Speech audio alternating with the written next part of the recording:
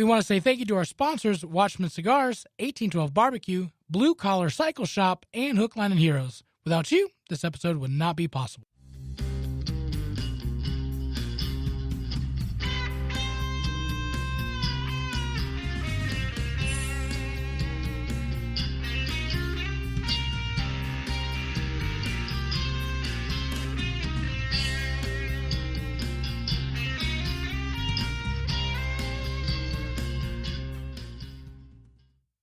Hello, everybody. Welcome to a brand new episode of the Southern Fried Philosophy Podcast, where it's our take on life, liberty, and the pursuit of gravy, and you, the listener, are getting a degree in common sense.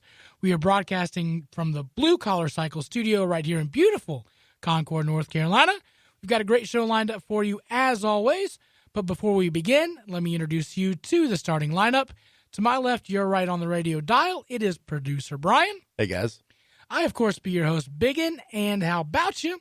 And across the way is the pride of Anderson, South Carolina, but most of you probably know him best as the Silver Tongue won 2016's Honorable Mention Red Man Spokesman of the Year, the inventor of the Redneck Egg Roll. Give it up on old mic number one. It's Mojo! How about you, buddy? Let's see. When this podcast drops on Monday, I just want to let you know that it's Diarrhea Awareness Week. It runs through Saturday. Thanks for tuning in to the podcast once again. It's me bringing these silly jokes every week. My favorite part of the week. So you can find us on the website at southernfriedphilosophy.com. You have our playable links there. You can go to our Facebook page. That's where we like to interact a lot. It's Southern Fried Philosophy. Wherever you download your podcast, go there, hit Southern Fried Philosophy, go to subscribe, please. That's what we do. We like to pick up new subscribers. Give us a rating, a review, share those episodes. We appreciate all those. I want to say shout out to our friends at States Vegas Radio. Check out and download their app on Android or Apple. States Vegas Radio will have our shows playing for you on Mondays and Fridays, so check them out. Also, if you received a new device for your holiday season, please make sure you click and subscribe again to our show. We would appreciate that. Also want to say shout out to our listeners from Nashville, Nolens, New York, and Norfolk.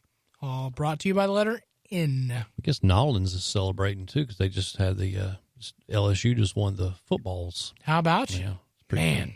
They crushed Clemson. Yeah, but I tell you what, crushed.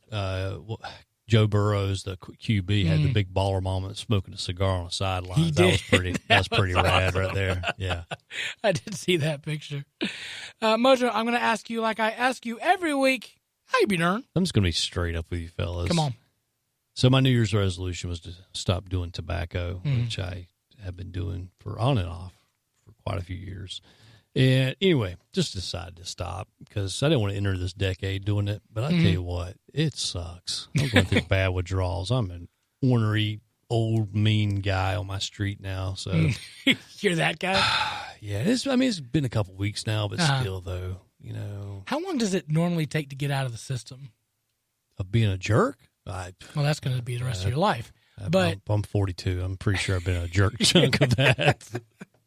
But for like the tobacco and all that stuff, I don't know. I see, I don't even think. Well, it's addiction. Yeah. And addiction, you're always an addict. Well, right? but That's also that stuff gets into your brain. Well, yeah, you know, there's rewires. You become chemically dependent in a lot of ways. Nicotine's very addictive. I don't even remember why I started, but regardless, I did it for a number of years, and then today, I just calculated costs and stuff. I didn't smoke. I dipped. The ultimate redneck pastime. But I enjoyed it as a pastime. It was something to do, occupy my time, especially driving. Well, I drive a lot. It's just something to occupy. It's a disgusting habit. I agree. Or I agree with anybody who would tell me that. But it was a comfort thing, you know? Yeah. And, yes, I given it up. Yeah, man, I chewed someone out yesterday, and I don't do that. I'm a nice guy for the most part. I lit somebody up yesterday, and I had to call back and apologize. So, ouch. Whoa. Good gracious. anyway, how you guys doing? Producer Brian?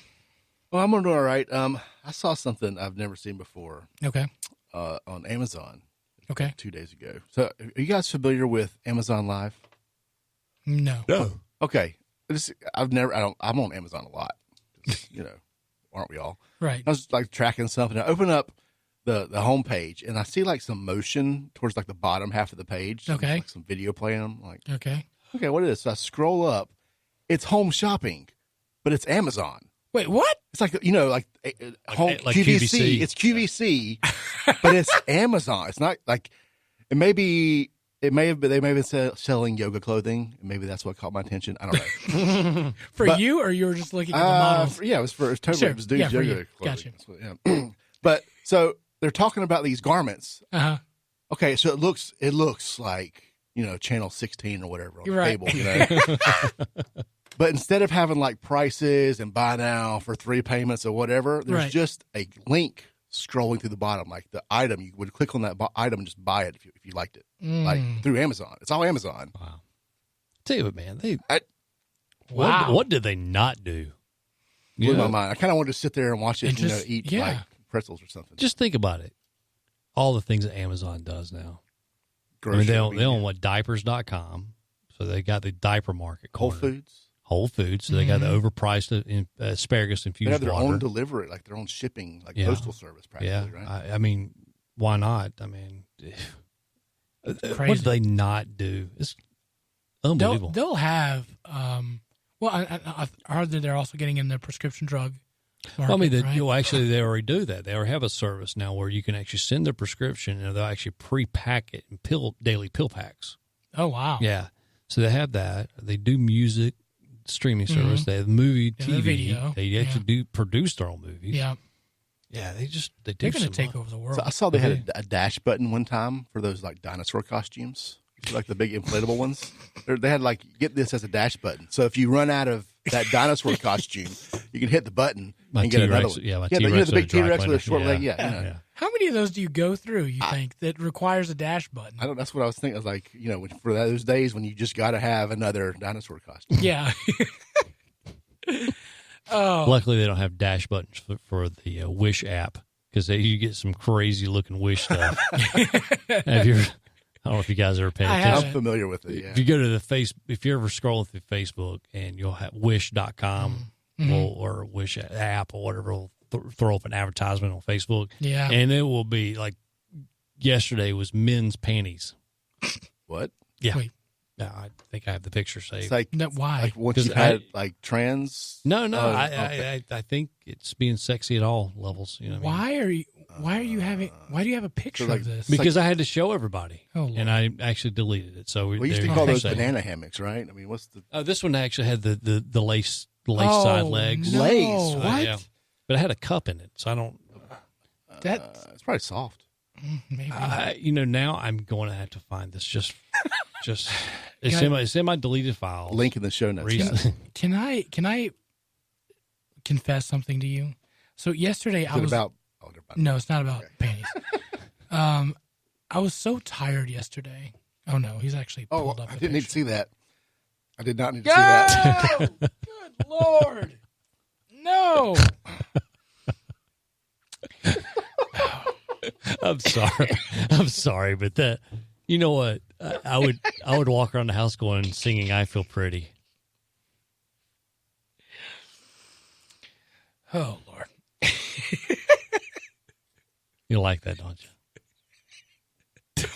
I love the fact where he's breaking and stuff like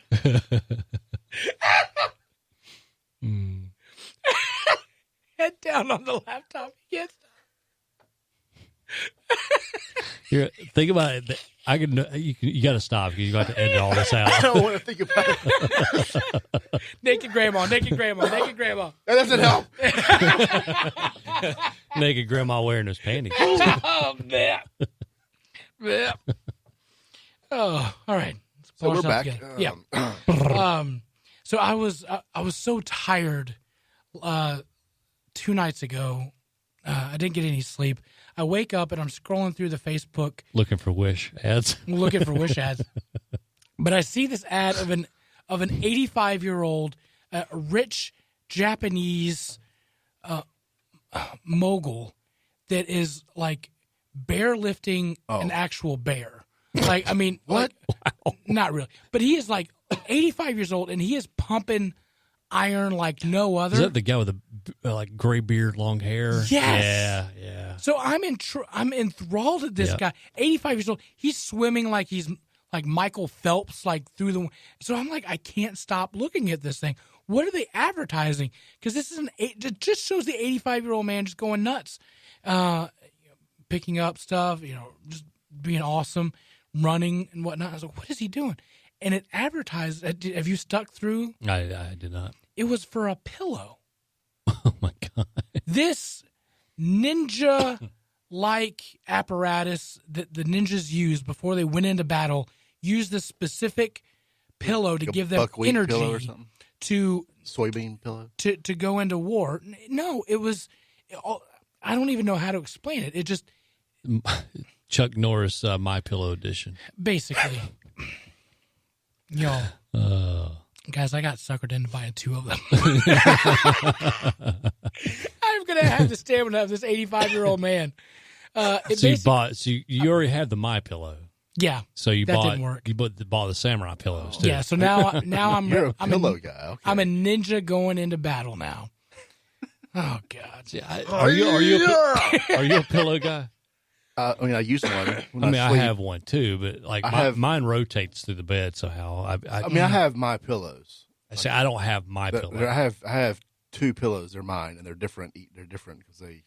I don't even own my own pillow because, like, one night my wife has 2 of my pillows. The other night my kid has them. So yeah. Like we have. It's my pillow. She has her pillow, and they're different. They're not. The same I've tried pillows. claiming them, but then I was told to shut up, so I just kind of backed off. Yeah. What are your pillows like? Are they different? They're different. 2 pillows. So I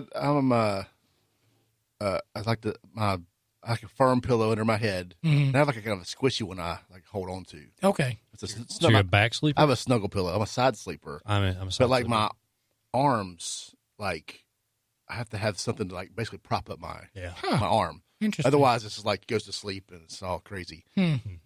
Well, if you need some samurai pillows, I can sell you some cheap. I got done with that order and I was like, what the hell did I just do? Don't go to Amazon.com and watch the shopping channel. Right. No, I won't do that. The other thing that I've realized that one of the parents of Small Batch evidently is a velociraptor. Because she's now hearing her voice, and now it's just, she sounds like a velociraptor from Jurassic Park. Like, where is this coming from? That clicking sound or whatever. Yeah, there's clicking noises. Ooh. There's like high-pitched squeals. Is this normal? Yeah, for children? I think your child's broken. I'm going to take her back. Take it back, yeah. I mean, they once they like realize they can make, they try to. Right. It's just them exploring what they can and can't do. And, okay. So that's an okay thing. I think you're okay. There's no Lawrence there yet. Okay. All right. Well, there's that. Producer Brian, you, myself, and Mojo. Mojo, you've already talked about your New Year's resolution. Producer Brian, do you want to talk about what's going on with you? Sure. Well, it's a lifestyle change. Yeah. It's going to last. It's already lasted more than most resolutions. That's true. So I've taken up the Keto Diet. Basically because I know I see the doctor in 6 months. Oh. And I currently don't take any medication. But I think in 6 months, if I don't make some serious changes, they're going to make me take something. Because every time I go in, they go, "Oh, are you still taking your cholesterol medicine?" No, I don't have cholesterol medicine. Oh, okay. But you have cholesterol. So I'm wondering, like, okay, they keep asking me, why is this not happening? Should I be taking some medicine or something? Right. So I'm on the borderline of all these bad things, you know. Right. Genetics or something. So I'm going to, I've heard a lot of great results with the Keto Diet. So I've been on it for 2.5 years. Yeah. So, yeah. I'm 15 days in. There was only one day where I had to have sushi and moon pies. But sushi and moon pies? That's an interesting combo. I was about to say. I was making I'm not sushi judging. at home. Yeah, I'm not judging. There was a moon pie in the house. Okay. And it was in a visible place. And when there's a moon pie in the house, you're not going to not eat a moon pie. Like, there was like some candy after Christmas. It's like, I don't really care about it. So that moon pie is mine at some point. I don't care. I can't have sugar, or any carbs, that moon pie is mine. No one and touches immediately is followed by, by God, I got to have sushi. Well, I had sushi maybe first, but Okay. I'd already blown the carbs. Yeah, okay. Oh, you're committed, yeah. I was already. I had like 2 rolls, a lot of rice. So. Yeah, how about you? Yeah, so it's been an interesting adjustment for me. I Yeah. think it's a good right fit because I can still eat barbecue and yeah, that's a good one for you. yeah, Yeah. and you can't have hardly any vegetables, which is kind of crazy. Huh. You Just the can have green green, stuff. I can yeah, green green, yeah. vegetables, but like I was at a birthday party like the first Saturday. Oh, no. And there's nothing that I could eat at that place. Like it was Yeah. Sure. goldfish, cupcakes, All pretzel, starch. Uh-huh. Oh, veggie tray, Yeah. great. Oh, Carrots, broccoli, like the little bean things that nobody likes. I was like, okay, I'll Edamame. eat carrots. I'm eating carrots, and I was like, let me Google this. Oh. Couldn't have carrots. Oh, Carrots have no. too much sugar in them. Yeah. So that was Broccoli should have been okay. that was the right? sushi moon pie day too. So it was, Well, I'm out. I have also started a weight loss program as well. I think the key for me to sticking to a diet is pay a crap ton of money for it. Then I that's realized, commitment right there. yeah, I've committed to this thing. I'm going to get my money's worth, by gosh, and we're going to do this. So I've It's a signed- bold strategy, Cotton. That could work out. No, having the 2 kids now, I'm like, God bless, I need some energy. I need to be able to do It something. changes your perspective too. It does. I want to be able to play with my kids Right. without hurting. I also want to be around. Oh yeah, I'd like to see Point some two. graduations. Yeah, to make sure I can provide alibis for other Right. people. So, Yeah. Yeah, no, both of those things went through my head. Obviously, I'm known as biggin on the show for a reason, but yeah, I decided, okay, we're going to do this thing. We're going to spend some money. We're going to do this the right way, and move forward. For me, it's the Align weight loss thing. You see the commercials on TV, but it's a checkbox system, man. If I just have to check a box thing, man, and just go through my little list of things I can and can't do, dude, that's perfect for me. Like, I just love like little check boxes. So you like organized and you like accountability, Yeah. structure. Yep. Gotcha. And so it's very limited protein, vegetables, and then a cup of fruit, or a single serving of fruit, and that's about it. But yeah, it has been a handle. I'm 11 days in, and I think what we're gonna do is I've created a Twitter handle at Healthy SFP Radio, and I'm gonna kind of track my progress. You guys are more than welcome to track I'm your going to progress. fail. I'm probably going to break mine tonight. He's so mad at me; it's ridiculous. No, I'm mad at my situation at work right now. Oh no. But listen, this is to be inspirational. This is to help other people that may be either struggling with some type of addiction of like sugar, tobacco, what have you. But it's to inspire and to help and encourage. It's not to like be mean or whatever you want to do. Sell a product. Sell product or whatnot. We're just going to track our progress, our struggles, our victories, and things like that. So I've got a long way to go. So this is going to be a long journey, but I'm 25 pounds down, 11 Awesome, man. days. So thank you. So we're trying to get healthy. We're trying to do better on the show. So we are excited about that. So follow at Healthy SFP Radio on Twitter, and we'll come back every once in a while to kind of talk where we're at with what producer Brian has labeled Southern baked philosophy, which I think is great. Yeah, Southern air fried. yeah, air fried, baked, and I do think it's broiled. important. When I sat down with the nutrition coach, I said, listen, I need you to understand 2 things. One, that I have a bourbon night once a month, and you're going to have to be okay with that. Are we okay with that? She said, check. I said, okay. Step number 2, on the show, we talk about biscuits and gravy a lot, and we will try different foods. Can I have a bite or 2 of biscuits and gravy and or the food that we're looking at? And she said, we can get around that. I said, you're my huckleberry. Let's go for it. So we're okay. We can do this thing. The great thing about keto is bourbon's just fine. Yeah. Yeah. Yeah. It's the Mick Ultra that's killing me. Well, it's not the Mick Ultra; it's the quantity of Mick Ultras. Well, yeah, because it's 3.5 carbs or something. 2.6. 2.6. Oh, Yeah. okay. So for keto, like, what's the limit that you can have of carbs? Ideal range is 20. Okay. So but- you could drink a bunch of just Michelobs, then that's all you can have all day. But the carbs sneak in these crazy places. I'm trying to keep Like an it. egg. An egg has a carb. Has a carb. Yeah, and wow. avocado. I eat a small cup of almonds, and there's carbs in there. Yeah. Just a little bit, like 2 grams. Mm-hmm. But it sneaks up on you real fast. And I'm trying to stay like in the 30, Yeah, I'm in 20 is the 30 almost right now. impossible for me. Mm. And I'm Well, you can do 20, but it's a lot of egg and cheese omelets. yeah, and I'm already shuffled out. Yeah. Yeah, I understand. I'm in the 30 range. That's kind of my happy median zone I can maintain because I've dropped 60 pounds since 2 years ago. So I just kind of maintain just because I don't want to. My most attractive quality is my love handles, or AKA the lust handles. Oh. So I don't want my wife to be like, oh, where does my man go? So I got to keep those. Order one of those garments. Men's underwear, panties. Well, just to let you guys know, we've got a great interview coming up with Tintu and Dona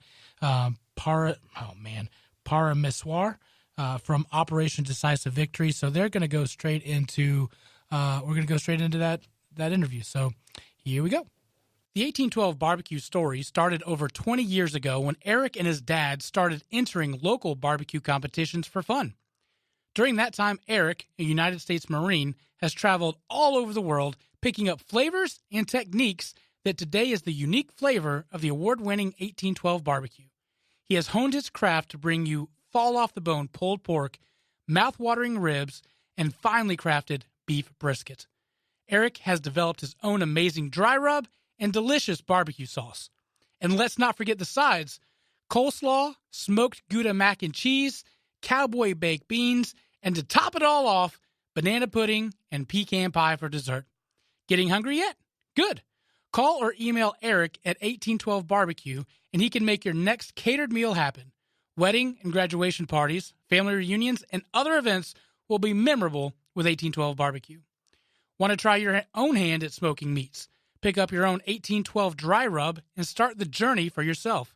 Shipping all over the world, connect with Eric on his Facebook page, Instagram at 1812 barbecue, or call 704-604-5148, or email Eric at eric.line@1812barbecue.com, and he'll be glad to help any way he can. All right, we are back, and you are listening to the Southern Fried Philosophy Podcast. And as promised, we have Tintu and Dona Parameswar from is that right? That's right. Nailed it. From Operation Decisive Victory. These guys have got a organization that, and we've commented on the show how much we love our vets. These guys go above and beyond trying to help their vets with so many things, but mainly, from what I understand, is just daily community, connecting with people, and just helping them in their daily lives for small things, or even to connect them with for big things, right? So can you guys tell us, one, how did it start, and tell us more about the organization? Okay, so it started... my name is Dona. Our organization started in August of 2018. Oh, wow. We were going through a personal journey. We moved out to Charlotte in 2016 from California in search of healing. With everything that's going on in my husband's life with PTSD, TBI, just being newly retired, and just dealing with all of that, we just needed to take our family out of the city life and kind of find some space where we can just heal and grow. And in 2016, we moved to Charlotte. And then in 2017, we found a really nice community out in Mount Pleasant that's on. And so it's a gated community. Every home is on about 10 acres of land. Oh, wow. So we get our neighbors, but we also get our space and our own land. So we were excited that we're finally finding space for healing. But ever since we moved to that home, our world has been turned upside down. Our strive and struggle to reintegrate back into society was definitely jeopardized by discriminatory actions. And our drama still is ongoing, where it's, there has not been an end to it. We're still looking for our decisive victory in our own personal lives.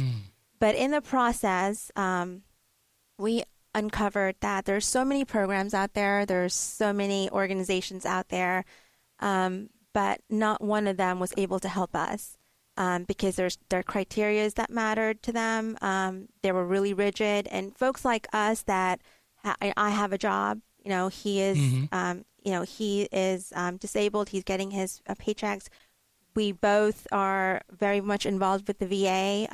I'm part of the caregiver support program. So the VA actually assigned, the VA assigned caregiver to him. He goes to all his treatments. He gets, takes all his medications. We're doing right by the system because we want to get back into society and be normal individuals. And people like us are, the system does not account for us. Explain that. Dive into people like us. So it's a very gray area. America, we've kind of conditioned Americans to look at disability as you're missing a limb or you're incapable or incapacitated in one way, shape, or form. It's very visible. Exactly. It's a very visible, very, identifiable. You see me hopping out of my vehicle, I look absolutely fine. I can relate. I mean, so right, but just obviously share your personal experience. And in that same context, majority of these post 9/11 veterans that come back, their injuries are invisible. Part of mine, as you guys can't see, but I have permanent nerve damage in my left shoulder. So my left shoulder doesn't go above about 45, 90 degrees at the most with pain. And that's because I have a severed nerve that comes out of our spine called a brachial. People don't see that. They see my arm standing normal, everything is fine. They wonder why I'm hopping out of a vehicle with handicap man, placards on it.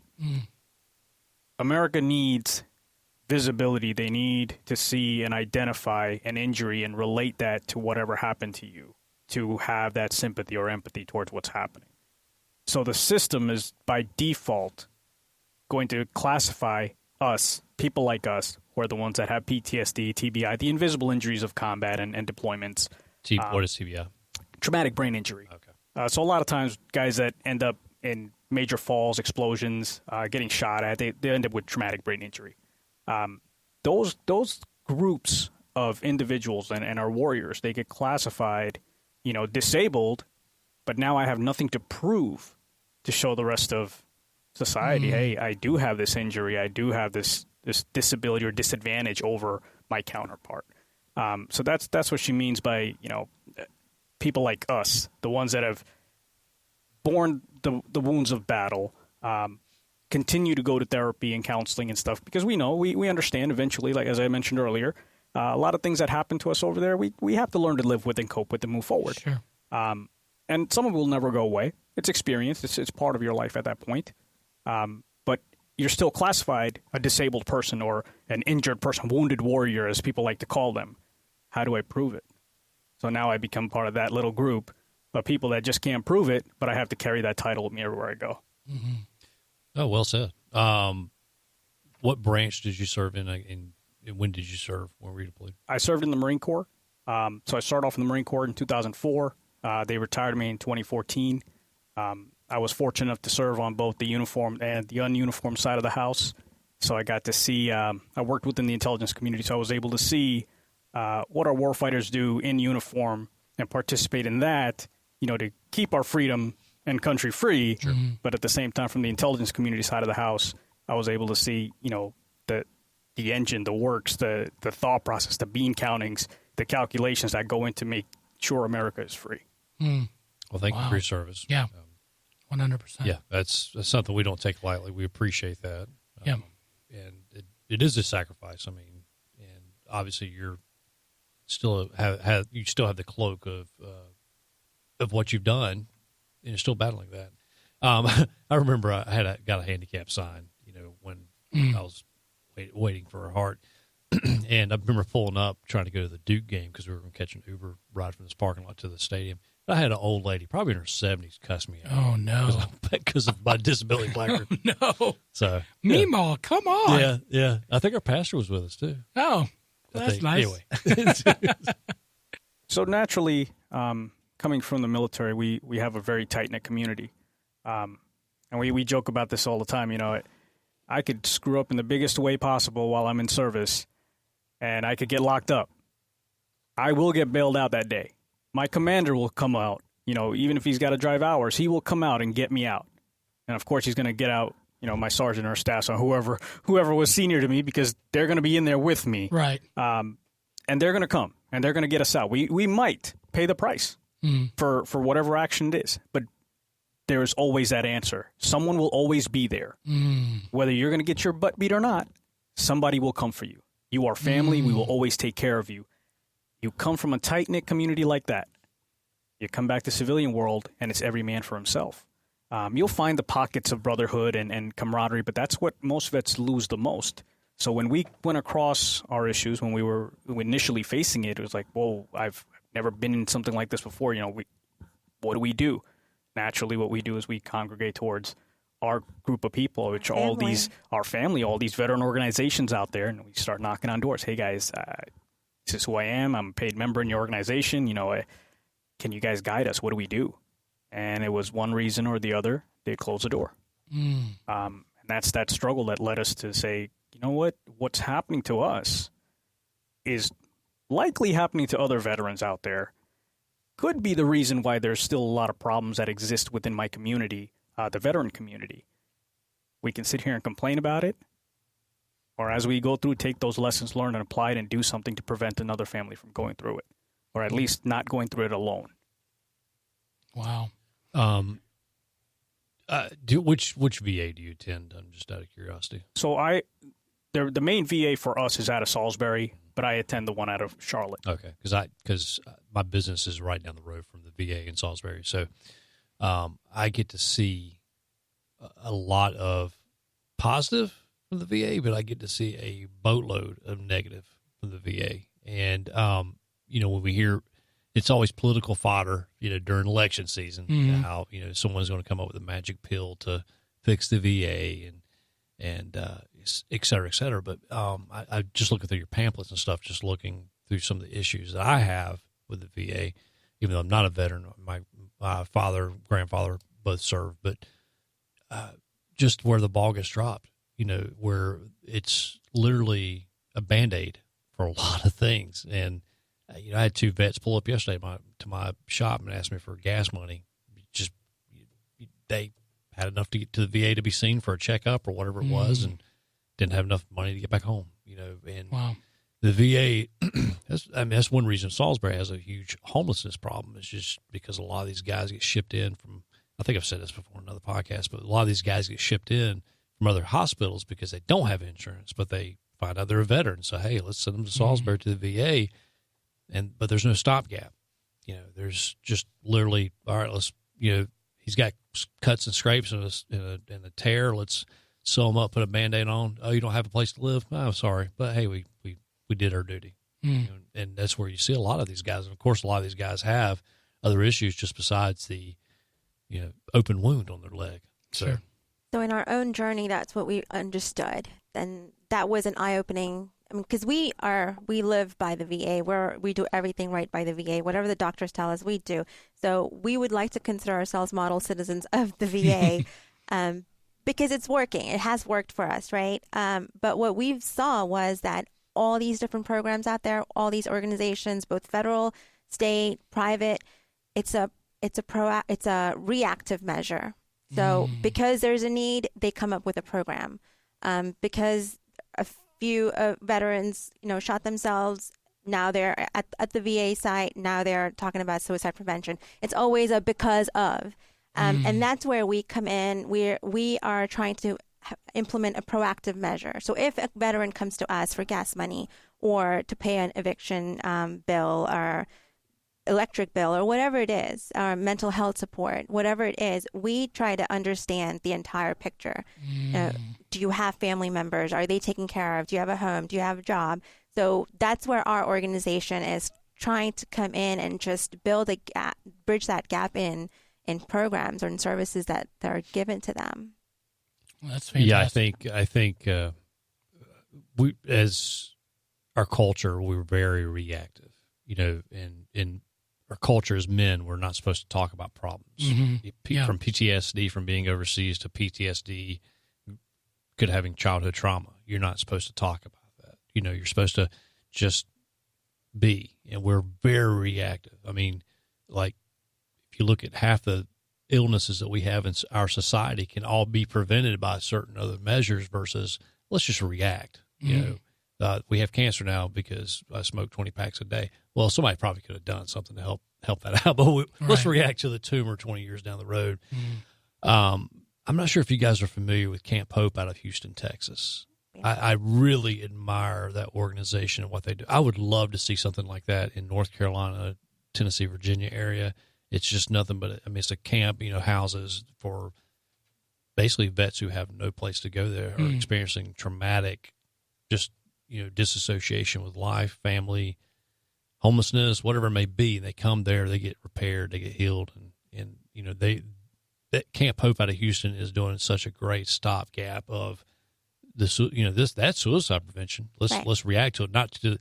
Let's not wait till the guys in the parking lot of the VA to be like, oh, me Koopa, let's see if we can start out with a sucker and some breath mints and see if we can get you to come back in. I mean, that's a reactive policy. A lot of how we do things, not just in the healthcare, but in our culture. Yeah. So, if you're in the market for a high-quality cigar for a very reasonable price, you must check out our friends at Watchmen Cigars. Watchmen Cigars is a family-owned business that puts the customer first with the best customer service in the business. Watchmen Cigars offers the Habano for a full, spicy flavor, the Connecticut for a mild, easy-to-smoke option, and the Maduro for a strong, powerful experience. They even do specialty blends and partner with you to provide a custom, exclusive line just for you. Watchman Cigars has all your cigar needs. Follow them on Facebook and Instagram at Watchman Cigars 1991, or check out his new website at watchmancigars.com or the sponsor section of our website. As Donna had mentioned, you know, we ended up in that personal struggle. This is where it started because we didn't know where to go. It ended up where I did something that I should not have done, according to the law. I ended up in court. Again, coming from the intelligence community, you can't have, you know, a bad-looking hair on your body because you'll lose your security clearance. So, you know, I had a clean record and everything. That's when we panicked. We're like, okay, now I need to start knocking on doors. Hey, guys, we've never been in this problem before. What do I do? I went to this league and that association and, you know, this veteran support group. And everybody's like, sorry, man, we don't do that. We don't do legal. Can't help you. And then we were calling organizations around the nation to see who can help. Everybody says, oh, we're here to help veterans. Like, all right, I called a person. Oh, absolutely, we can help you, but you need to be here in Florida. What purpose does that do? I told you I'm calling from Carolinas. But that's what we came across. We came across hundreds and thousands of organizations that are out there to help veterans, and that's their promise. We're here to help our veterans. But the moment you drop an uneven ticket on their table, they panic, and they're like, oh, well, we don't handle that. Here's our rules. You know, we can't work with this. And that's where we said, you know, and as you mentioned earlier, the system is broken. We try to advocate for the system. The system isn't broken. The system is what it is. We can't fix it. That's just the way it was designed. They have so much red tape on the government side of the house. That's where private organizations can come in and bridge that gap. A veteran can't wait 90 days to get into mental health, but that doesn't stop me from getting him a counselor, as we asked a little while ago, you know, what do they do? Because we have counselors in our network. When a veteran needs to get into mental health care and he has a waiting time at the VA, we can pull that vet immediately and say, listen, let's go to private care. Let's get you that care until the day you can walk into the VA's psychiatric center and get your care you need. We're not replacing anything. We're not saying they're bad. We understand the limitations. Going through it and seeing it, we've understood their limitations. So why do you think there is those groups that are turning people away that they're supposed to love and care for and support? Why is that? There's a couple of reasons, and we've come across it. The biggest one is fear of manipulation. There are a lot of people out there that will manipulate the system for their benefit. So we come across our fair share as well in the work that we do. The other part is the veteran community is so big that somebody in a little town in North Carolina saying, "Hey, I'm going to help everybody in the nation," and we went through this, it immediately becomes so burdensome. Mm-hmm. It's not that we can't help people. People don't want to donate to be able to support the programs. We've had it to the point where getting $1 donation out of people, it's difficult. And we're a 501c3, so again, we're verified, certified, and have the proper tax documentations, but charity only goes so far. And the disadvantage of, again, hundreds of thousands of these small organizations exist. The disadvantage we have are we're on the same playing field as the big boys, the major streamlined commercial veteran organizations, the ones that sell T-shirts and they have their own branded airplanes. And we're fighting for the same bucket of money from those guys.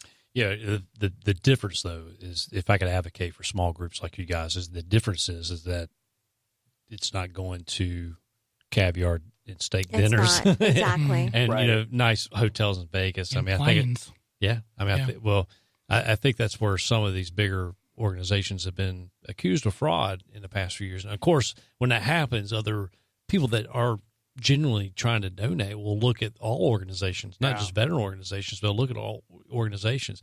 I just wish, as people, I think the good thing about America is that we are a very philanthropic country. People love to help. Well, some people do. If you've been a politician for over 20 years, you probably donate 1% of your income or 0.5%. I got you. But we love to give. People love to give. And I just wish people would probably maybe diversify their cash a little more than just hitting up the big ones. Susan G. Not that one. Coleman.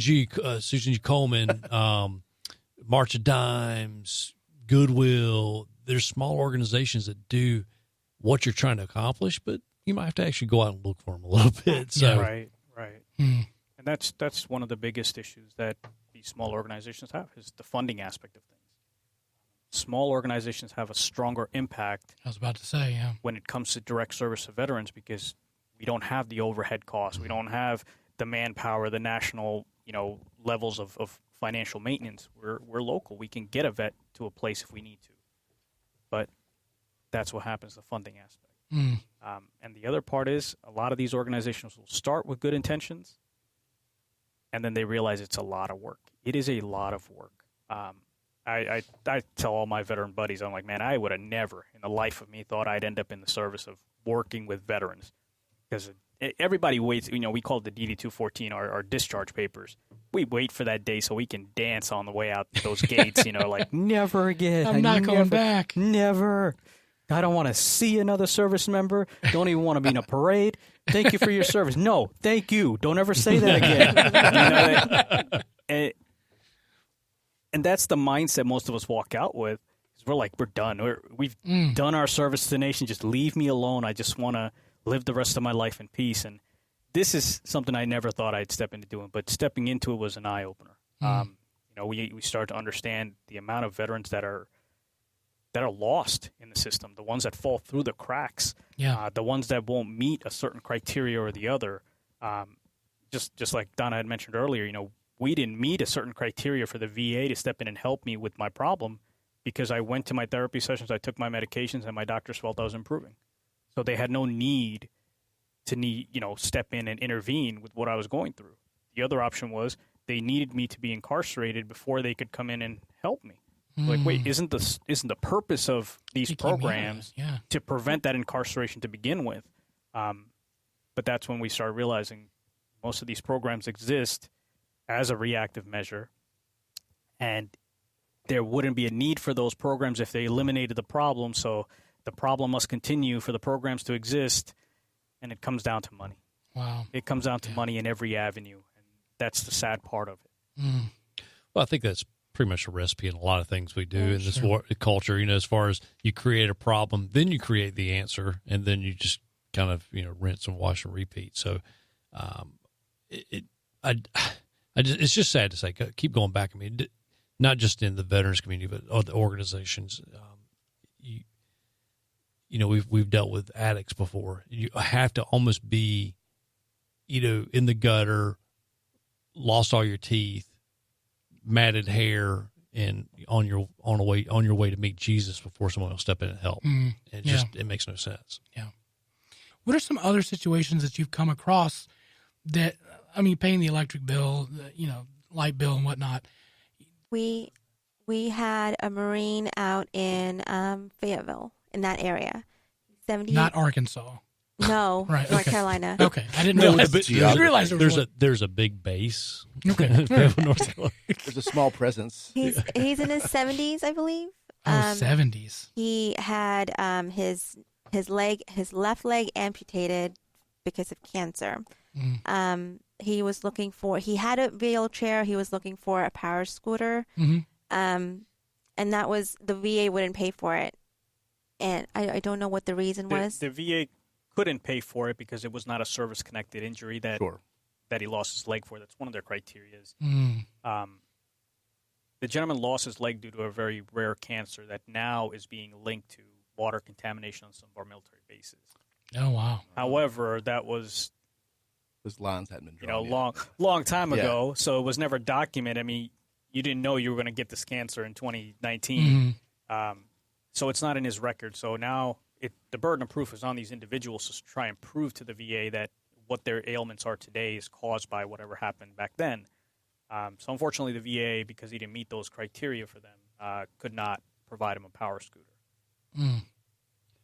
Man, where's the? I know this is kind of. I'm saying this in jest. But Sure.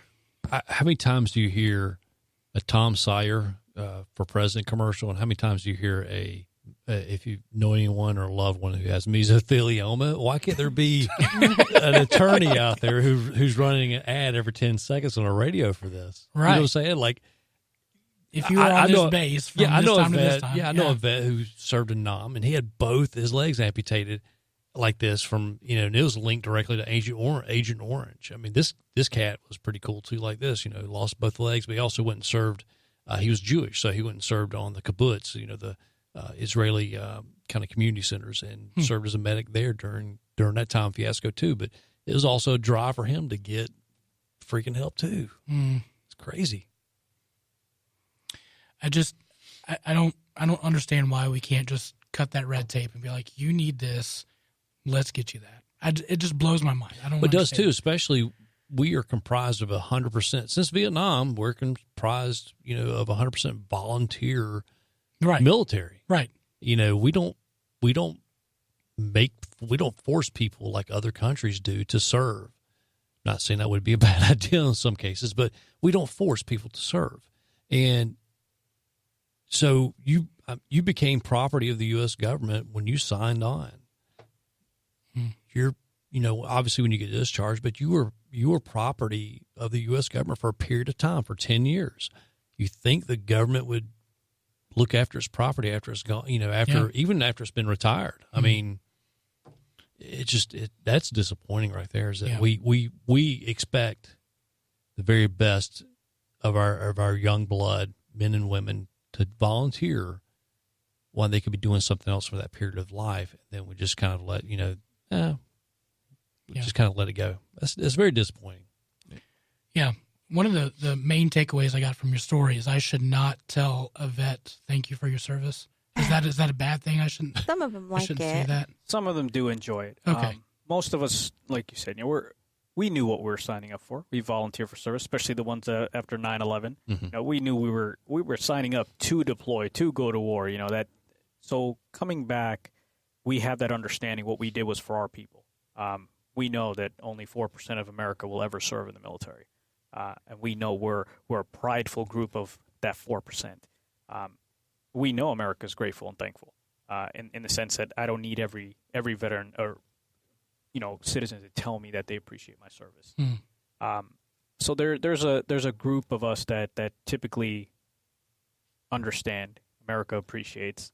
For me, my issue was it was a constant reminder who didn't come home. So that's where I started stepping away from that comment and just completely ignoring it. I wouldn't wear anything military when I went out anywhere.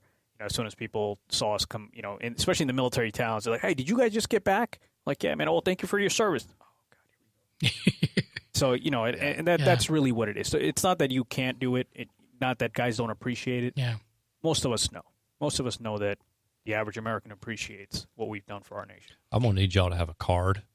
It says I accept. This is the don't. Keep it coming or don't. I love those older men at Bojangles that have the hats, and I just want to give them a hug. There's a whole section of the flea market that sells them.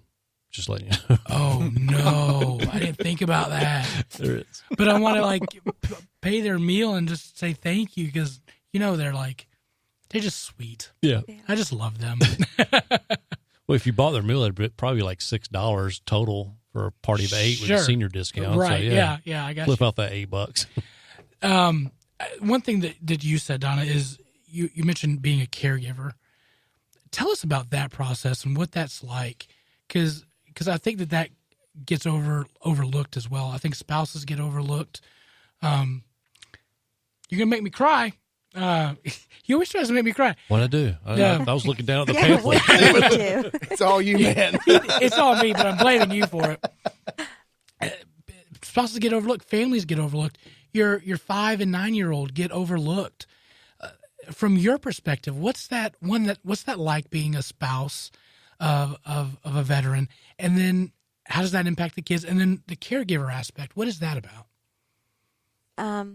Spouse of a veteran is a very interesting job, really.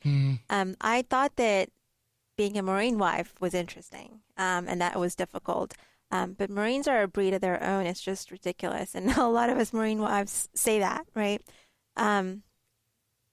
When he left, when he was retired, medically retired from the Marine Corps, it was hard on him, and it was hard on me to see how hard it was on him because he had a plan. He was going to be the Sergeant Major of the Marine Corps. He was working towards it. He got all these awards, and he was this hot Marine. And then they didn't need him anymore. So in my eyes, it took him a few years to get over that. The first few weeks, he was still polishing his shoes, getting ready for work and making sure everything was clean. But over the course of time, I know, there are days when he feels like he's a burden because he is not doing what he's supposed to do, what he's meant to do, or his purpose in life was just to be a Marine, and now we have to reconfigure and kind of figure it all out. Take again. that part of his identity out, right? And that impacts the family because at least I've learned a lot in the last 1 to 2 years of what a caregiver should and should not do. I've learned a lot more. I've matured a lot more in that aspect where I was babying him. I was enabling him. I was the one that would, okay, we're not going to the mall today because it's going to be crowded, as opposed to asking him, hey, do you feel like going to the mall? It's going to be crowded, but do you want to do it? So as opposed to encouraging him, I was protecting him from the world outside, and that's a big no-no. So it's like, I was catering to that person of that I should not have done, right? So I was enabling that that behavior as well. So that's a learning curve. And then the other thing is with the kids, I know all his injuries. I know when he's in pain. So he is fair to me in the sense he will not, he will not fake it with me, but he will. Everybody else will see a smile, but I won't. And I'll ask him like, why aren't you smiling? He goes, I'm smiling. Can't you see? But it's a serious face. So with the kids, I was the one that would keep them from their daddy because, they're aggressive. They're kids. They don't know. So they'll hurt him. And I see the pain afterward, but I was also taking them away from being goofy with dad or fighting with him or wrestling with him. So those were things that, we just constantly are learning, right? Even the kids are constantly learning. I have to remind them like, yeah, we don't hit daddy on the head or, you don't pull his arm. When we drop things, it startles him. So even like my kid at 2 and 3, they used to say, I'm sorry, it was me. It's okay. So that's our lifestyle. And when we go to other homes, when we visit other people, it's hard. It's hard for him. We understand that. So it's hard for people to understand our world when they come into our home. It's hard for them to understand why things are the way it is. So it's a very different lifestyle, and each family has their own, they've figured it out, whatever works for them. So it's very different. But it's not the normal, not what, at least that's what I would think. It's your normal. It's our normal, exactly. And other people might think it's weird or that we're strict. It is. Yeah. But their lifestyle is also weird too. Right. So, Yeah. Right. So we had to, I've had moms my kid used to do, my daughter used to do karate at 2 and 3. And I used to make her tie her shoelaces after karate. And moms would look at me all weird because I was forcing my child to do something. But our kids, and they're independent, and they're taught to be independent, because if I'm not home, daddy might not always be able to help them. They need to find food. They need to take a shower. So it's like at a very young age, we're raising them to be like self-sufficient. So, yeah, they run their own show. I don't think you're giving yourself enough credit though, and because caregivers, but it's also a unique thing that's in your DNA to be. Because if we just take the military community and not take the rest of society, and just focus on the military community, how many of those vets returning that spouse decided not to stay? Just couldn't take it. And that's nothing against that spouse, because some people just do not have it in them to be that caregiver. And because like you said, you're constantly learning. He's constantly learning about himself too. So that's got to be tough. So, and and the communication aspect of it too. It's like, if there are days when he doesn't want to talk, I can stay offended, or I can understand that he's not going to talk. And again, that's a learning curve, and we just figure it out. And a lot of, like you said, a lot of spouses would not be able to handle that. Because they want healing on their terms versus the individual. I mean, you wouldn't ask a cancer patient to grow hair back just because you want to go get family pictures. I mean, it's just one of those things. You take a family picture, the guy has no hair. Yeah. I mean, so even though you have no hair, that's no offense to you. So. But dude, he looks like he's going to kill you. He probably could with that water bottle right there. I don't want to know where that water bottle could go. Bend over and I'll show you. That's what she said. But but I think, because I come from a caregiver, or my wife was my caregiver when I was sick. So it's just so unique, and I think you guys get overlooked too. So I give that. Also, I think for Tintu, for your healing process, I mean, to have a great caregiver is huge, because the support system. Absolutely. Absolutely. I think, and obviously, I'm sure you guys are probably engaging in that caregiver community, especially online forum scenarios too, where encouraging other people. And I think that's, if we had the mentality nationwide as a caregiver system, we wouldn't have half the problems going on. We would be looking out for our next door neighbor. You know what I'm saying? Just that simple thing of looking out for that next human being. And I think that's probably, thinking about it, I'm fleshing out my own thoughts in the microphone with verbal diarrhea, but I think that's probably the golden rule, is actually just being a caregiver. You look out for the folks around you. You stand up for the folks around you. If we had those basic principles, life would be very different for a lot of people. I think so. Do you ever? My wife gets on me for having the man flu. Do you know what that is? Like you barely get sick. I had it 2 weeks ago. Yeah, you barely get sick. It's real. The man flu is real. It's a real thing. Absolutely. Yeah, it's documented. Sure. It affects men more than women. That's science. That is science. It's science. No one appreciates it. Yeah. I want to start an organization. For the man flu. No. It's a real thing. Anyway. So my wife's caregiving skills are like, stop having the man flu. Suck it up, Buttercup. Yeah, suck it up, Buttercup. She told me this week, by the way, that I have a low pain tolerance. Right. Thanks, babe. Appreciate that. Would she pull the Band-Aid off or something? Yeah, I cried. Hook, Line, and Heroes is a 501c3 nonprofit based in Charlotte, North Carolina. Founded in 2017 to show God's love and appreciation for our disabled and PTS military veterans.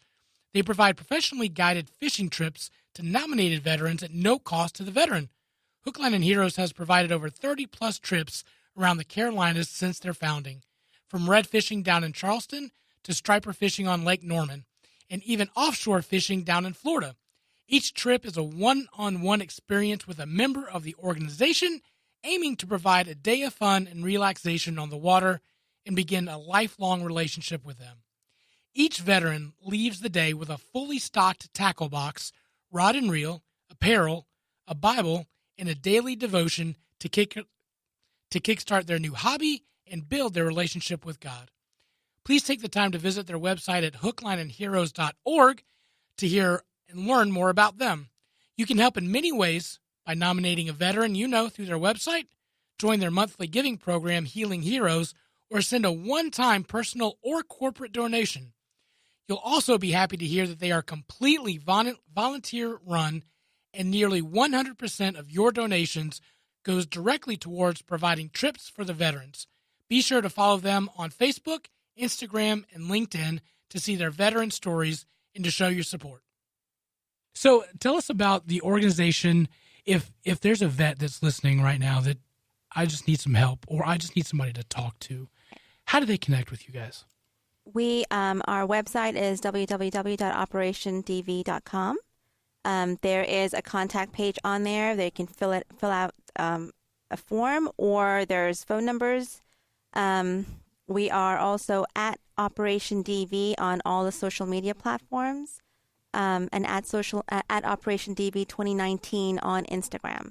So we're available through any form of communication. So, and I have to tell you this: my team takes phone calls at weird times of the day. We have to.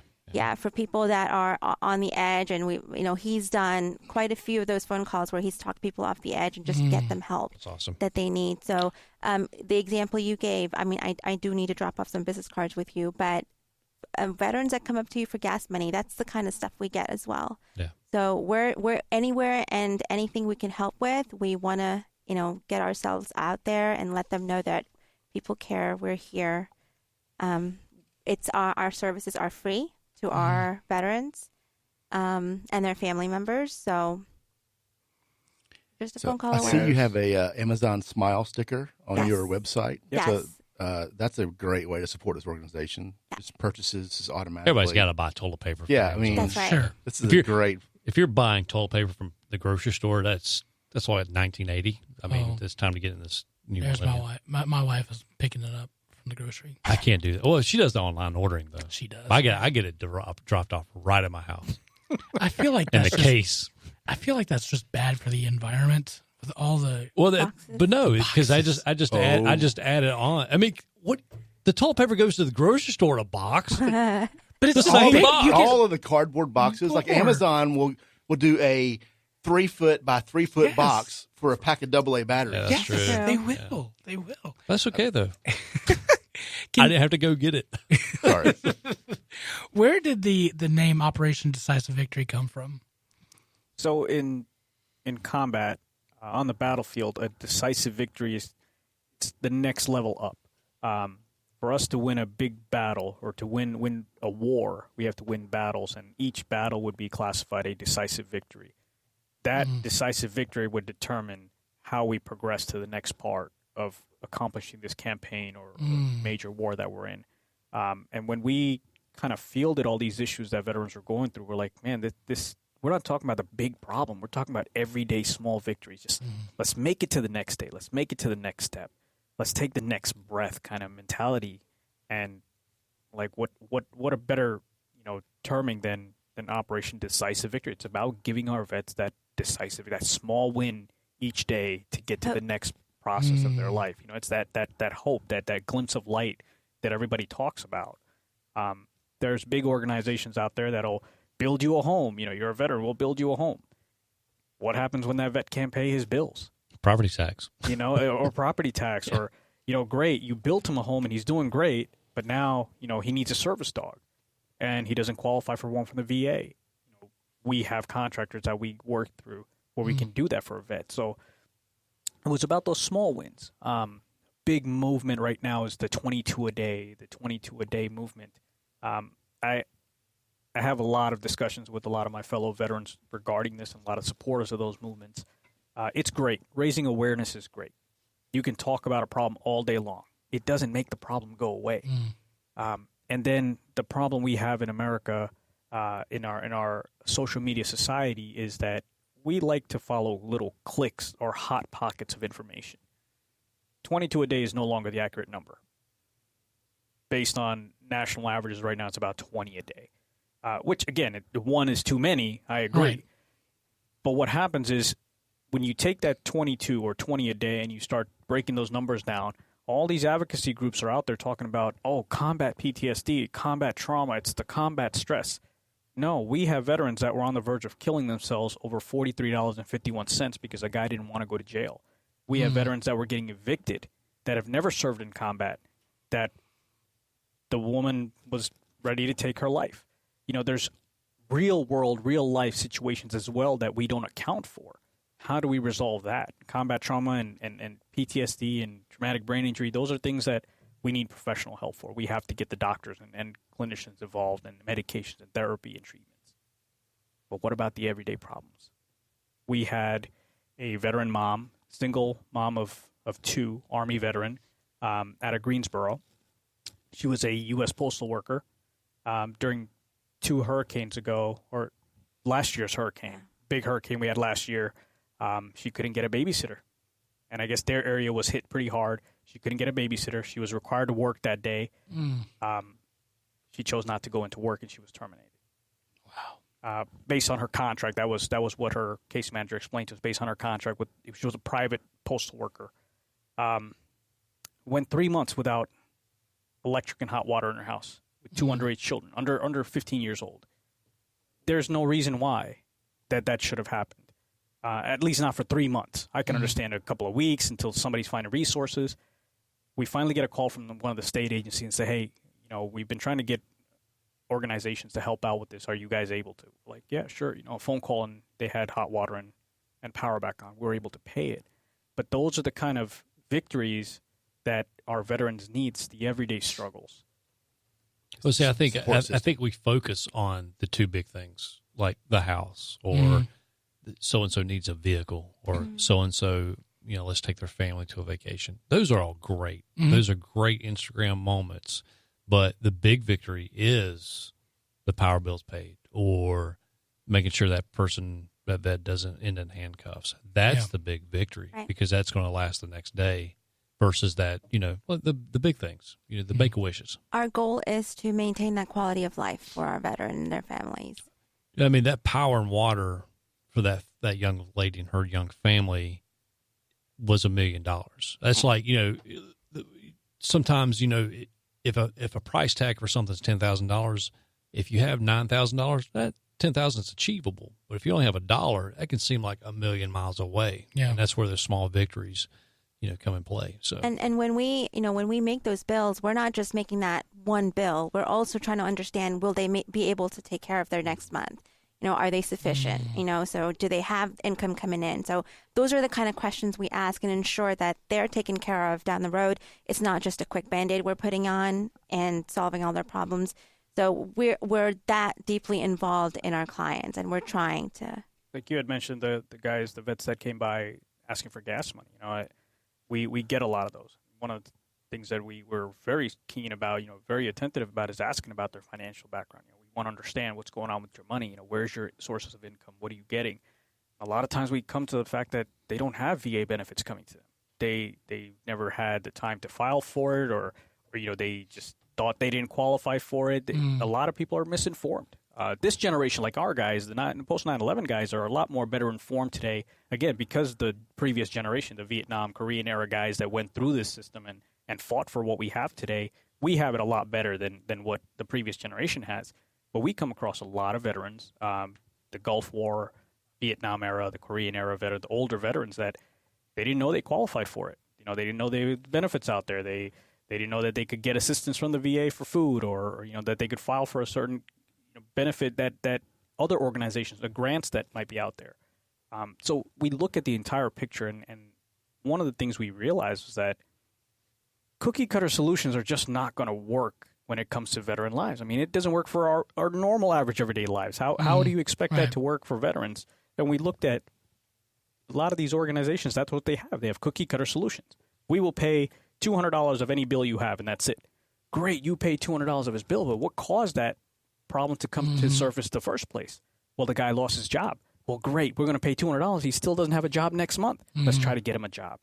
So we work with a lot of the Department of Labor organizations when we come across those vets, because that's what the financial situation is for a lot of vets, is just that. They lost their job. Now they can't make ends meet. Great. I can pay your bill, but next month you're going to be in the same hole. Yeah. It doesn't solve the problem. Get them a job. Yeah. Get them the resources they need. Get them on WIC or government aid until they can go ahead and get that job. Have his resume reviewed. North Carolina has been very great to us as far as Department of Labor out here is concerned. We work with NC Works a lot. They have a very strong veterans program. So when we come across those vets that are struggling to get into a job, these guys have quick place positions that are actually hiring. So that looking at the entire veteran, the whole picture, the whole scenario, and what the root of their problems are is very, very important. I think also, I think part of the problem, what I've seen too, I haven't reviewed tens of thousands of cases, but I think a lot of times the guys that are financially strapped, also, you take a kid fresh out of high school, has a diploma, next week they're hitting Paris Island. These kids aren't financially, mentally equipped to handle money once they get out. And all of a sudden you add trauma compounded on that. It's just a bad recipe. It really is. Especially some of these kids that will, sign up for 8 years and then come back out. That's a big transition time from 18 to 26 or, 19 to 27. And all of a sudden, there's certain life skills that you could have learned, but you didn't, or you may not be, that equipped with just because you're out gaining other skills that maybe not translate back to quote unquote normal society. So I think I've seen that a lot as far as that, people that need financial mentoring, I guess. So I'm sure you guys have too. Have they thought about Dave Ramsey classes during your training? You mentioned, the organizations that give the $200. You guys are different because you stick with them and you make sure that they're okay the next month and the next month. One, I would say, man, that's got to be a lot of work for you guys, right? It is. Our team is amazing. Our client service team, we call them clients because that's the generic term all the organizations are using. Our client services team is a group of amazing people. We've set standards that make people think we're crazy. We have a 72-hour workaround. The first 24 hours is time for us to do the initial contact with the veteran once he reaches out for help. We get to do our screening and validation process, make sure that they're actual veterans, validate the DD-214 and all this other stuff. The next 24 hours, we give the veteran to provide us all the documents, anything supporting that we'll need, if it's a bill or if it's evictions or court papers, whatever it is. And then the following 24 hours is for the director of case management to decide how we're going to resolve this veteran's case. Many of our cases are resolved within 72 hours. As long as the vet's able to provide us with all the documents in their window, we're able to resolve them. Because most times it's a matter of a phone call. It's a matter of a payment. It's a matter of, finding some more information, or it's a matter of finding the right resource and connecting the vet to it. We do work in partnership with a lot of other veteran organizations because, again, it takes a community to solve these problems. And there are things that other organizations are already doing. It's pointless for me to reinvent the wheel. I might as well connect the vet to the right resource. Sure. What happens in a lot of other organizations is you call them, you ask for help. Oh, we don't do this, but we know this organization that does. Give them a call. Click. Instead, we make that connection between the vet and that other organization we're referring them to, and we stay in touch with that vet to make sure that their case was resolved. Wow. It's not a validation tool. It's just a partnership. It's letting them know, hey, we're here. You haven't been forgotten. Well, that's you being a caregiver. Yeah. Ultimately, that's what it is. Yeah. In our own lives, we didn't have that luxury. When I call different organizations to let them know my husband's struggling, I need support. It was all, just like he said, a click. Just contact that. We don't deal with that. Talk to NAMI or talk to these big organizations out there. And it was always a phone call. It was always a disconnection or a voicemail. So when it came to our own organization, that's what we decided. One of the things we would do is just that. We would That's got to be frustrating. That reminds me when I have to call the DMV? well, basically the Department of Motor Vehicles, where I handle business and stuff in Raleigh. Now, there's no direct number. Keep in mind, there's really no direct number published on the website. Mm-hmm. So you kind of got to do the search the dark web, for hackers that may have access to the number. And then you call the number and ask said question to the person, but that's not their department. So they tell you to call another department, which they don't have the number. Right. And they also can't transfer you. So you have to go back out and search. That's what it reminds me of, just getting this endless loop of going. And I can imagine frustration with vets that, like, you know what, just screw it. I mean, I'll do it myself. That's one of the things that, again, the lessons learned that we started applying to the organization within the case management team. Each vet that calls in gets assigned to case manager. That is the only vet or case manager or individual within our, because most of our case managers are vets, that you will ever have to tell your story to. You will not dial that number and get somebody else and go, well, tell me your problems. Yeah. From open to close, you deal with the same case manager. There's only one director that manages all those case managers. That is the only individual you will ever have to tell your story to, tell your problems to, provide your documents to. Things don't get lost. Things don't get shuffled. And again, we are a small organization, so we have a lot more hands-on right now. As a growing business, naturally, there's going to be the complexities and stuff. But right now is our key time to kind of hone in on those skills, making sure that veterans get a response. We can call and leave voicemails and hear back from them a month later. We've had, again, going through our issues, we've had a time where we reached out for some financial assistance because it was either pay the lawyers or pay our mortgage. Like, oh man, what I was facing, I needed to pay the lawyers because there wasn't going to be a mortgage payment anyway. Right. And at that time, and we requested some help. They're like, okay, we'll let you guys know in 2 weeks, buddy. In 2 weeks, I'm going to be out on the streets, But that was the reality of it. So that's where we came up with that timeline. I was like, and in reality, with today's digital technology, it doesn't take me very long to respond to a veteran's need or request. Yeah. My case managers respond at 24-hour intervals. They're constantly on their phones because you never know when that vet needs help. And one of the things I tell a lot of my fellow organizations is, when that vet comes asking you for help, trust me, he's hit rock bottom. There's that old adage of my emergency is not your emergency. I think should probably be revamped to their emergency is our emergency. If we're taking on this mantle of actually providing help, then that emergency is now ours. Absolutely. Because, like you said, it takes a lot for them to call.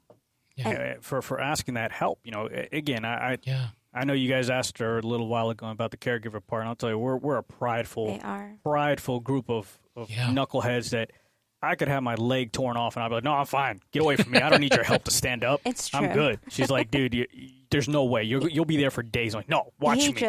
He just had shoulder surgery in October. And with one arm, he was changing the bandages off by himself, and I'm like, "Oh, it's pretty interesting." Monty Python. They have one of those like reach and grabby claws that you get like pick up trash. What? Again, when these guys ask for help, if that help is not there immediately, you fail them. We have officially failed those guys. Why would they trust you again? There's been vets that actually I think his testimony was on the website. He actually said that, I've heard this before. We're going to help you. Yeah. I've heard this so many times. Sure you will.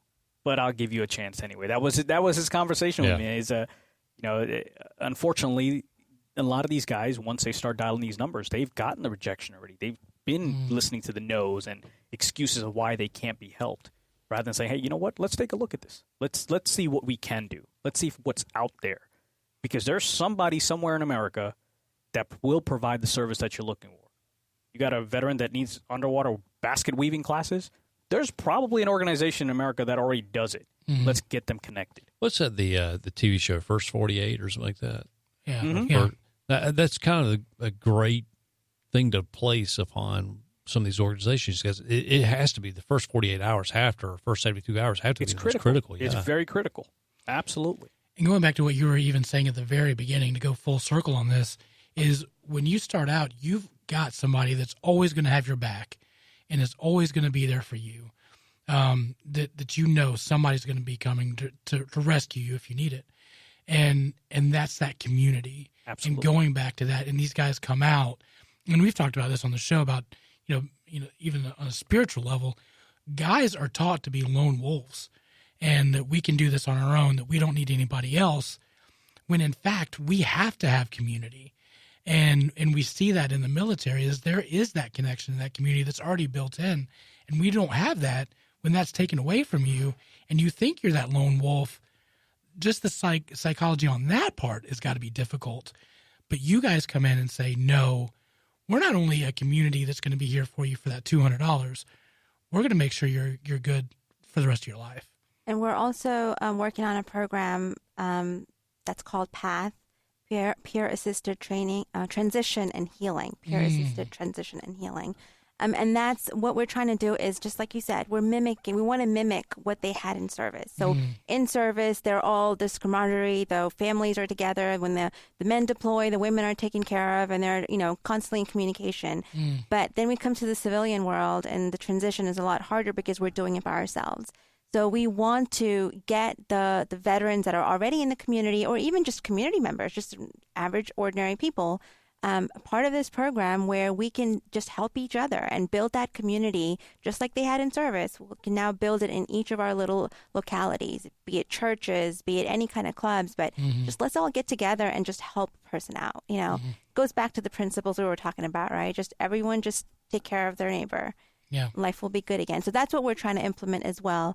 That way our veterans, as they transition, it's not just here's a job, here's this, here's that, you're good to go. But it's a constant connection. The kids are growing up together, the families are growing old together, and they have that, that love for each other, love for country, and to that spirit of, oneness. Yeah. And that's really lost in today's world, and that's what we're trying to bring back. Wow. Is there any federal or state type of possible policies that you guys would like to see changed, or maybe you guys are advocating, I can probably think of a handful. I don't want to, give you fuel out there, but is there anything, specific that you guys would lobby for?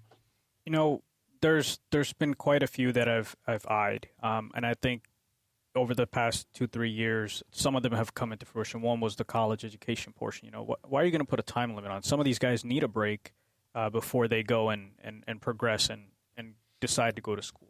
Sometimes some of these guys have issues where they have to take a break once you start school. A lot of these guys on the GI Bill, that clock starts the moment you start going to class. You stop, the clock doesn't stop. The clock keeps running. So they've definitely changed that. They've made that much more available. That encourages more guys to attend school. One of the beautiful things, I come from a third world country, so one of the beautiful things I appreciate about America is you're never too old in America to do anything. You can go to school, you can start a job, you can change your career. Have you seen Bernie Sanders? I mean, he's running for president. You're never too old in America to do anything. And a lot of those tools that are out there for veterans that have these limitations are slowly starting to change. And one of the things people don't realize is this generation of veterans coming back, this is the largest population of influx of veterans returning from a war zone since World War II. I mean, we're talking the average veteran coming back today has seen nothing but war, or has known or prepared for nothing but war for the past 20 years. You join at 18, 20 years in, you come out, that's all you've known. Iraq, Afghanistan, Syria, Africa, the Golden Coast, the Gulf War areas. That's what these guys have known. And we have this large influx that's coming back, especially now that everything is tapering down. You've got guys that are, naturally what the military does is they downsize anytime we're done with a conflict. We downsize. And this is the largest our military has ever been, ever. After 9/11, this is the largest our military has ever been. You have this very large of influx of population of military members that come back, and they need to have the care. They need to have, the abilities, the treatments available to them, the resources. Society isn't prepared. That's one thing I realize. We are not prepared to have these veterans come back and just transition out. And I know we were talking a little while ago about the transition. That's such a key term, transition. Just to put it into context, I sign a contract to join the Marine Corps. average is about 30 to 60 days. I'm in this thing called a delayed entry program. From there, I get shipped off to boot camp. Now I'm in boot camp for 13 weeks before I can even call myself a Marine. So for 13 weeks, I'm being transitioned to become America's premier fighter of all things, and knower of everything, and all this great stuff that they feed us at this point. Shooting from 500 yards and hand-to-hand combat, you name it. For 13 weeks, I'm going through this transition. Then, depending on my school, if I was an infantry guy, probably another 8 or 10 weeks of school. If I was a aviations guy or door gunner on a helicopter, we're talking another 6 months, 8 months of school. So I'm going through this transition from civilian to military. It takes me less than 8 hours to transition back from military to civilian. Wow. I sign a piece of paper in the morning. Wow. At the end of the day, I clock out, hug and kiss everybody and say, goodbye, guys. Never want to see any of you all again. Wow. And I walk out to this world. Like, okay. Good, nice. What do I do now? That's the difference when we use the word transition. I'm like, there is no concept of transition. There's not hey, go see these guys if you need help, right? Yeah. Their card being passed in your hand, right? Yeah. I get the visual image of, like, you saw these movies where a guy gets out of prison and he's standing on the side of the road, just kind of like, that what is, do I do now? Which that way, is what left it or right? feels like at that point. Yeah. Well, you go from having somewhere to be at every moment told of the where to day be. to nowhere to be. It's got to be. And that's the struggle with a lot of vets that we come across, whether it be financial, whether it be physical, emotional, whatever it is. A lot of it comes down to that loss of purpose. They lose reason for existence. I mean, that, like Donna mentioned, that was my biggest thing. I knew I was a dad. I knew I was a husband. I knew I was a brother, a son. Great. Those are regular duties. Easy. But I got to prepare for war every day. This is what I do. I am the tip of the spear for America. I will prepare and prepare and prepare. And then America doesn't need me anymore. I'm like, okay, well, you can be a dad now. I was always a dad. Well, you can be a husband. I was always a husband. But this is what I was, and now it's no longer there. And now you got these guys that come out and they got to self-medicate. They drink or they end up with drugs. The pain that they sucked up for so long, and that's one of the cultures. Again, we're horrible with it. In civilian society, it's even worse in the military. As men, you're not allowed to complain about your pain. You can't complain about your emotional struggles, or you can't have feelings. You better not be Show crying, no weakness, boy. Right? Yeah, and they come out and they're like, well, why now? Why am I feeling all this now? Well, because you were in a culture where it wasn't allowed. You were looked down upon if you felt pain or sorrow or anger or anything other than... Yeah, I'm sure, but also I'm sure you're at constant fight versus flight syndrome too, where I'll just... Like I said, I've got a 25-mile hike today. I can't really complain about, I didn't eat enough food today or my shin hurts. I mean, you got to complete a mission. And turning off that mentality is the hard part as well. I can't stop getting agitated or worked up or hypervigilance is what they call it, because we become extra alert. I can't turn it off anymore because that extra alert is what kept me alive over there. Sure. And everybody is quick to say, well, you're not there anymore. Got it. But that is something you had to program your brain and your nervous system to function in a certain way for. And now to reverse that, it's like, wait, why am I not feeling that way anymore? Yeah, but also you got to look at it too. I mean, you went in 18 and got out at 28, so 10 years. Yeah, about 10 years. So basically, you spent a good 33% of your life training this one way, versus the rest of your life spent basically crapping in a diaper, going to school. I mean, that's a large segment of your life that you're dedicated to just being hypervigilant or ready or whatever. But to be devil's advocate, he has 8 hours after he signs that paperwork. So, there's that. That's and true. Just to add to what he was saying, the other burden that they come home with is the family doesn't understand. They're coming home to, yes, the wife and the kids, they're probably in it with them, but then there's uncles and aunts and cousins and neighbors back home that will not understand the day-to-day, how difficult it is. Yeah. And so that's one of the things where they stop communicating at that point and they start internalizing or just, hiding away because it's easier to do that than to have to explain or to be weird around people. So that's one of the things that they struggle with as well. I read a lot of stupid stuff. so I apologize. Have you guys heard of any of the more recent studies they've been doing with PTSD and MDMA? EMDR. EMDR. What is that? The Rapid EMDR? eye movement. Yeah. No. I'm talking about MDMA. MDMA? Yeah. Ecstasy. The chemical? Oh. Well, how about you? So it's trial. Well, we can try that next. I can do random letters too, you know. LMNOP, what's that? So, I mean, what's your take on that? It's again, there's many different programs out there that they've trialed.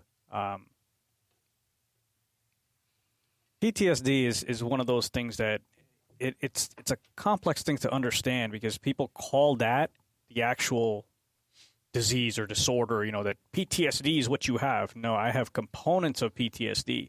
I can have no problems walking around in the dark. I have no fear concept. I could be in a crowd, but as long as it's dark, the number of people don't matter to me. The moment that light come on and there's all this people, now my hypervigilance kicks in.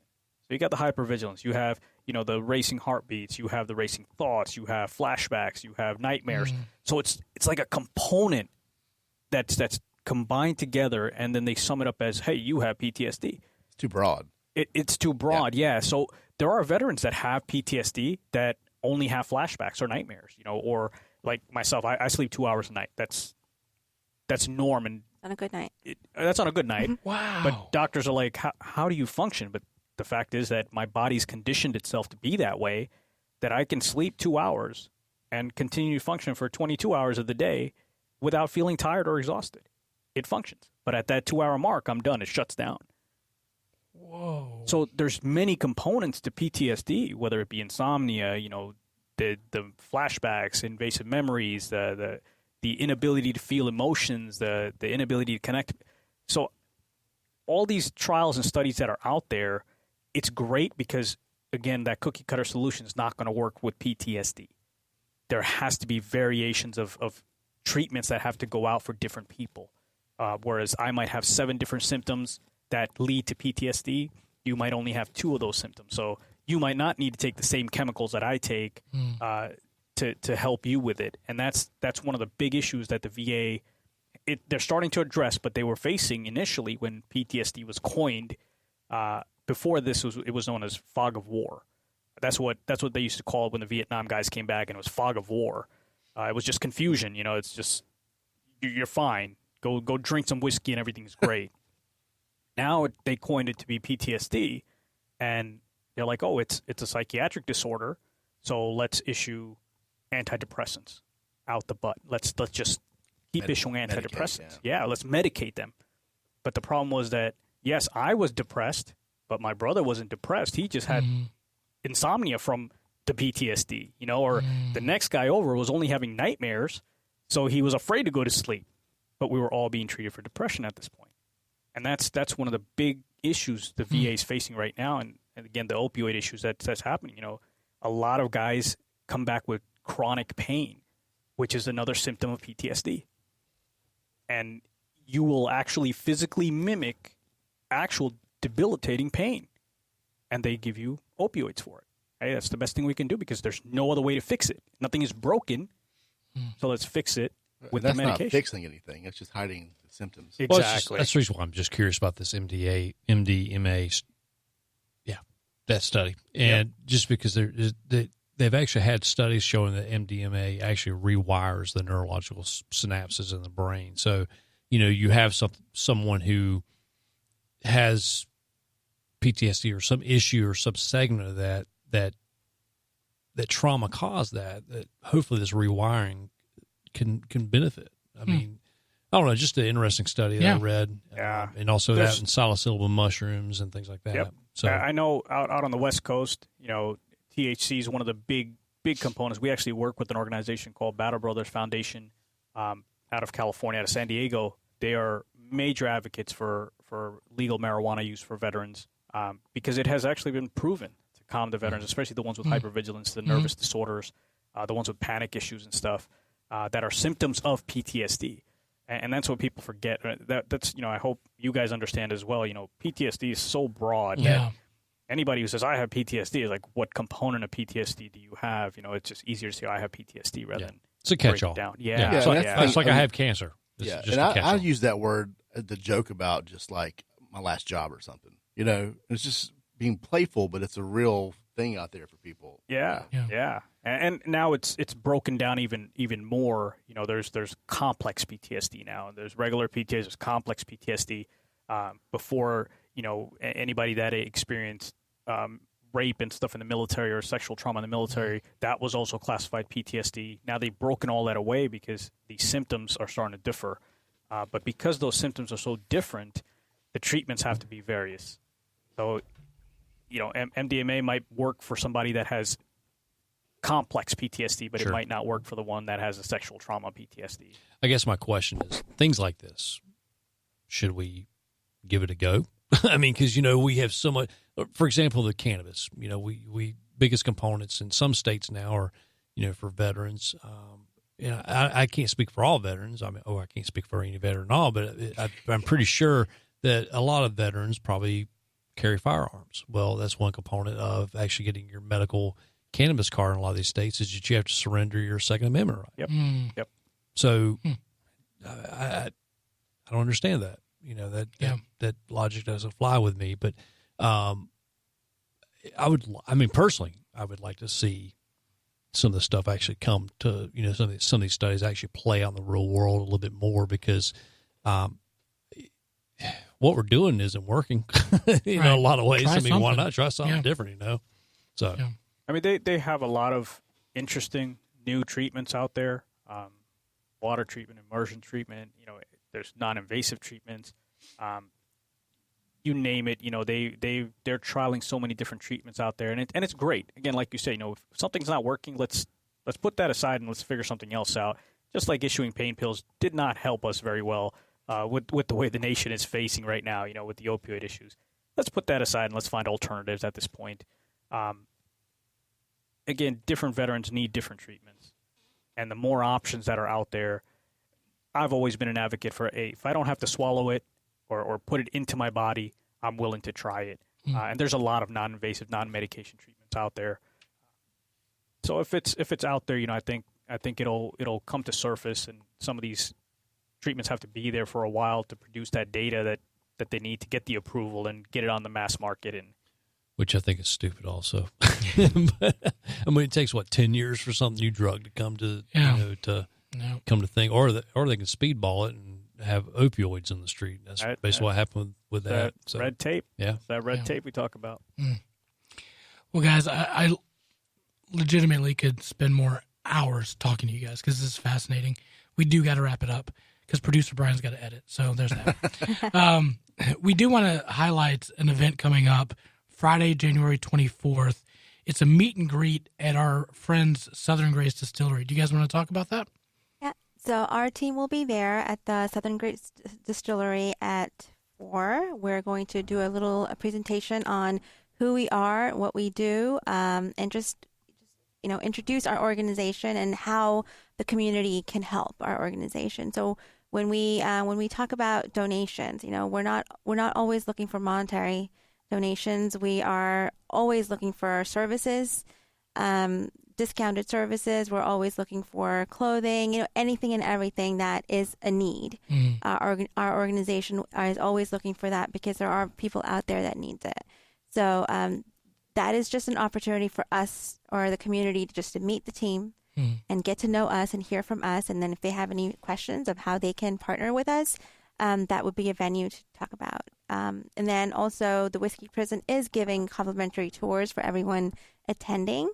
So please take, you know, that opportunity and just come visit the Whiskey Prison as well. Yeah. So it'll be a double whammy. Yeah. Producer Brian has never been out to Southern Grace, so Bring maybe a day. take this opportunity. Yeah. I also wanted to talk about like you mentioned earlier, Amazon Smile. There is an opportunity just to choose Operation Decisive Victory as your charity of choice, and we will get 0.5% of all purchases that you make. So I know everyone uses their app on their phone, so I usually just have my Amazon Prime on my app, and I make my list, my cart, and then I go to smile.amazon.com, and it shows up there. And you're making a purchase because the app doesn't do it. So you actually have to go to the website. So please choose but you build your cart on the app. That's what I do. And then and then you buy all the toilet paper you can and That's have it right. delivered. Got it. I tell you what, and I've upped my game to wet wipes too. Oh, Lord. Yeah, Anyway, It's a family-friendly so zone. fresh and so clean. Well, guys, thank you so much. We will have Thank you. all of your information on our show Okay. notes. So anybody that's listening, just scroll down right now. You can click on the link, and it's ready to go. So I appreciate it. thank you guys Giving us so the much. opportunity. Oh, my gosh. Thank Thank you you. all. Well, we want to say thank you to Tintu and Dona from Operation Decisive Victory. What a wonderful organization. You can tell it.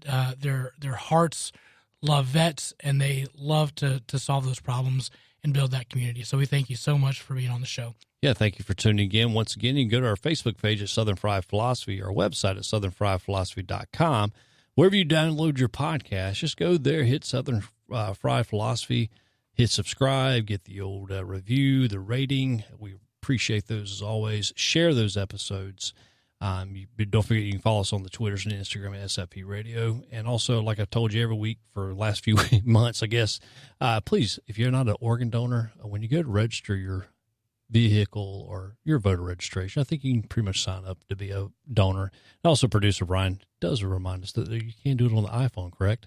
yes, so I've heard. And possibly Android. One day I'm going to do it like on the show. I've Ooh. actually I did it. We should Did you? Yeah, Oh. but you should do that. That would be great. Yeah, I not don't this think I week. can double register.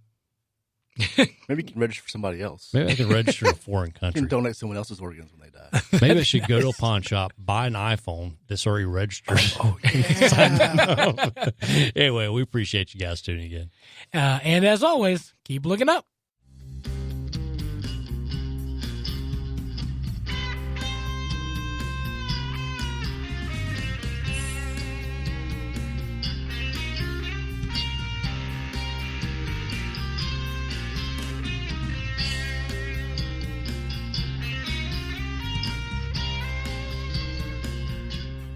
You're listening to the SFP Radio Network.